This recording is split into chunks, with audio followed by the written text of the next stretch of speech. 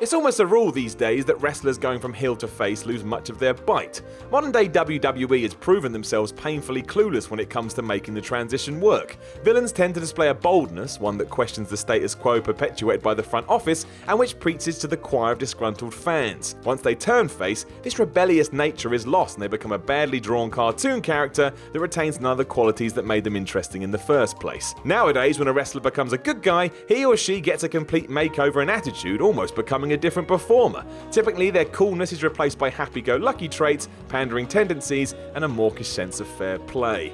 Braun Strowman stands as the exception at the moment, as the only things to change since he turned face are the people he's battering. Elsewhere, perfectly good characters have been neutered completely, with dozens going from engaging villain to vanilla good guy. I'm Simon from What Culture, and this is 10 modern WWE face turns that were poorly handled. Number 10, Triple H in 2002. The Game's return from a torn quad was heroic, and make no mistake about it, fans were happy to see him once again. The roof nearly came off Madison Square Garden when he made his first Raw appearance for 8 months in January 2002. Still, there was clearly something a bit off about him.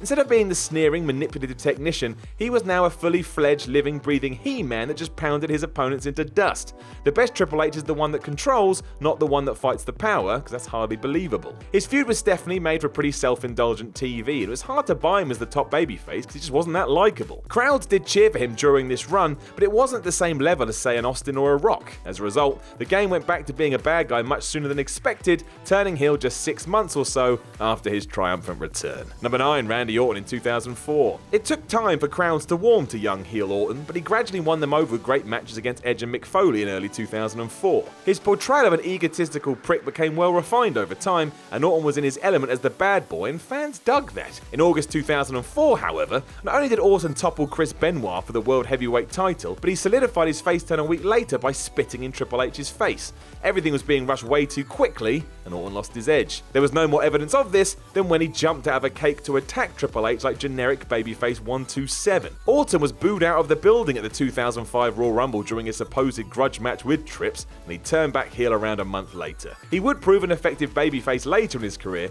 but his mannerisms and the booking of his character didn't help him at all in 2004. Number 8, Mickie James in 2006. Mickie resonated with fans for a litany of reasons. She's a tremendous worker capable of carrying a match, and her turn as a sociopathic stalker of Trish Stratus put her a cut above any diva at the time. She was just really interesting and complex, and the crowd response to her unhinged actions at WrestleMania 22 was something to behold. As for the face turn, well, there wasn't really a particular moment where she turned. It just gradually happened in the fall of 2006 as she feuded with Lita over the women's title. And then, from nowhere, her animated dementia went away, as did any semblance of character outside of the garden variety beautiful smiling babyface diva. Fans still cheered Mickie because of her skill, but it wasn't the same as and when she was allowed to actually, have a personality. She's a good guy now. Get rid of that. Number 7, Edge in 2010. Babyface Edge did have his moments, but none were as prolific as his heel runs. And of course then, once he was a soda-loving dude bro, and after that, he was the rated R superstar. After years of trying to find his main event hook, Edge did discover it by taking pleasure in destroying the lives of his rivals. His ultimate opportunist run underlined him as the perfect villain. When Edge did become a good guy upon his return from a torn Achilles in early 2010 though,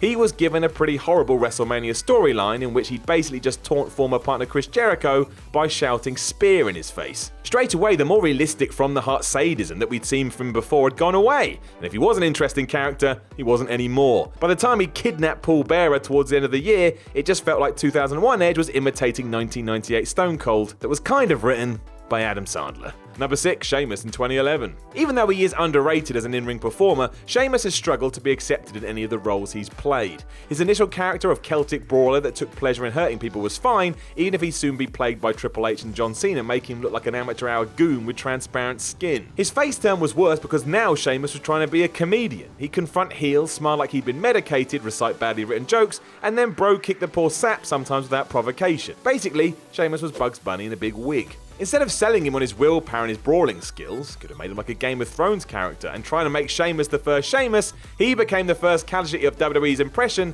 that we need to make everybody like John Cena.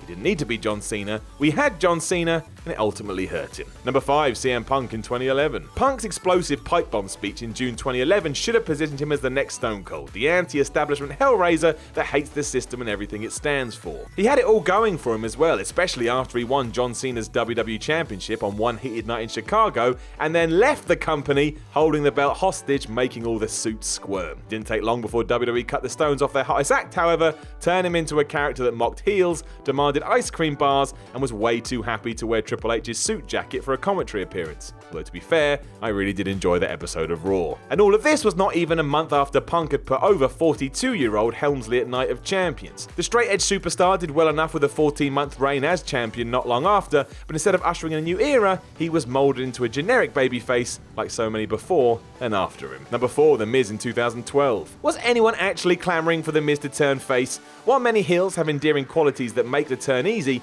Miz had essentially played a ramped-up version of who he really was, a reality TV guy who extolled his own virtues with deafening bombast.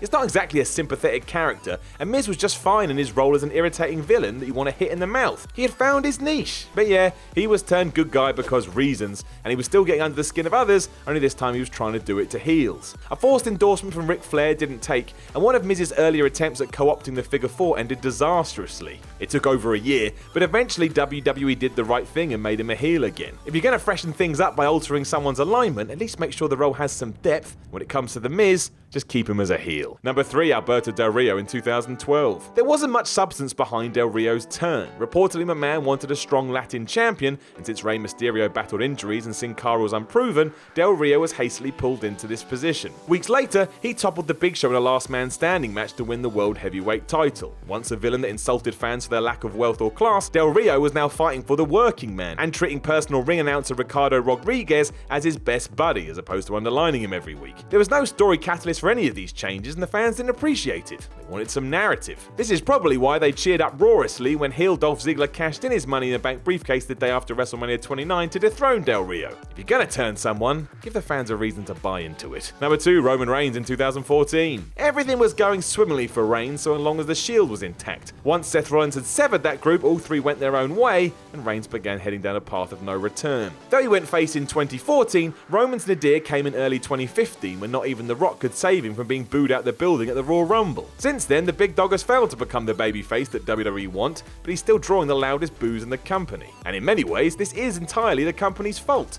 Roman has proven himself to be an excellent wrestler, but he's being presented as a new era Hulk Hogan. The audience can see through that. The invincible Superman act just doesn't click anymore, and with Reigns getting chance of "You Deserve It" as Brock Lesnar destroys him on Raw, well, don't expect things to change anytime soon.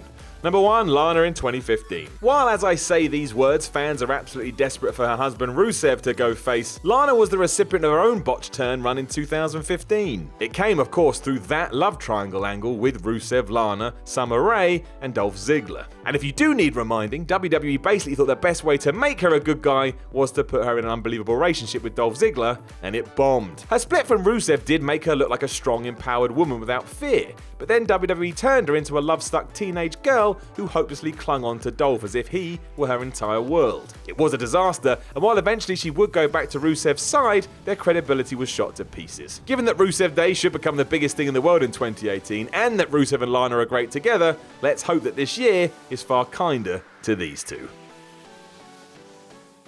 Oh, wasn't that something? Don't forget to like, share and subscribe below, and also the people who made this lovely video, they're appearing right here. But if you're thinking to yourself, I want to see more content, Jules, then why not look above my head, as there probably is some. I don't know.